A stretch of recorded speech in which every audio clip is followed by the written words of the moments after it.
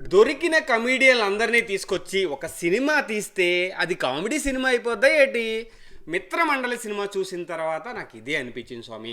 కొంతమంది కమీడియన్లు తీసుకొచ్చి ఒక చోట పెట్టి 4 డైలాగులు చెప్తే అది సినిమా అయిపోదు.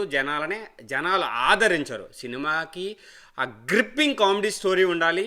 ఒక స్టోరీ బేస్ చేసుకొని కామెడీ పండాలి తప్ప ఏదో ఒక 5-6 లేదంటే ఒక 10 మంది కమీడియన్లు ఒకే చోట ఉంటే కామెడీ పండుతుంది అంటే అది జబర్దస్త్ అవుతుంది తప్ప ఒక సినిమా అవ్వదు.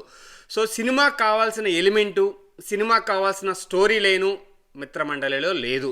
మిత్రమండలి చూసిన తర్వాత నాకు అనిపించింది సినిమా ఒకే ఏ తీసినా జనాలు సినిమా చూస్తారు. ప్రమోషన్ చేస్తే సినిమా చూడరు స్వామి. ఎక్కడ పడితే అక్కడ ప్రమోషన్ చేశాము, ఏ స్టేజ్ మీదకి వెళ్తే ఆ స్టేజ్ మీదకి వెళ్ళి మిత్రమండలి గురించి మాట్లాడామంటే సినిమా కాదు. సినిమాకి ఆ దమ్ము ఉండాలి.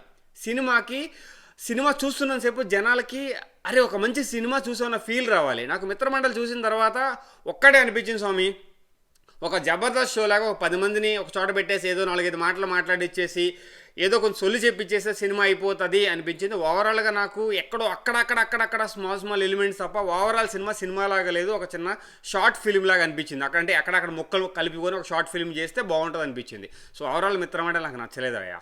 కామెడీ ఎంటర్టైనర్ అన్నారు. నాకు కామెడియన్స్ ఉంటే కామెడీ ఎంటర్టైనర్ కాదు. కామెడీ ఎంటర్టైనర్ అంటే గ్రిప్పింగ్ కామెడీ స్టోరీ ఉండాలి. అది సినిమాకి లేదు, నాకు నచ్చలేదు. 5కి 2 రేటింగ్ ఇవ్వడం కూడా ఎక్కువ అనిపించింది నా సైడ్ నుంచి. మిగతా వాళ్ళకి ఎవరికి ఎలా అనిపించినా నా ఒపీనియన్ ఇది. సో అది మీకేం చెప్పాలనుకున్నా చెప్పేశాను సినిమా గురించి. సో అంతకన్నా సినిమా గురించి ఎక్కువ మాట్లాడినా, ఎందుకంటే అంత కంటెంట్ ఈ సినిమాలో లేదు కాబట్టి. జై Hind Srini, signing off. Thank you.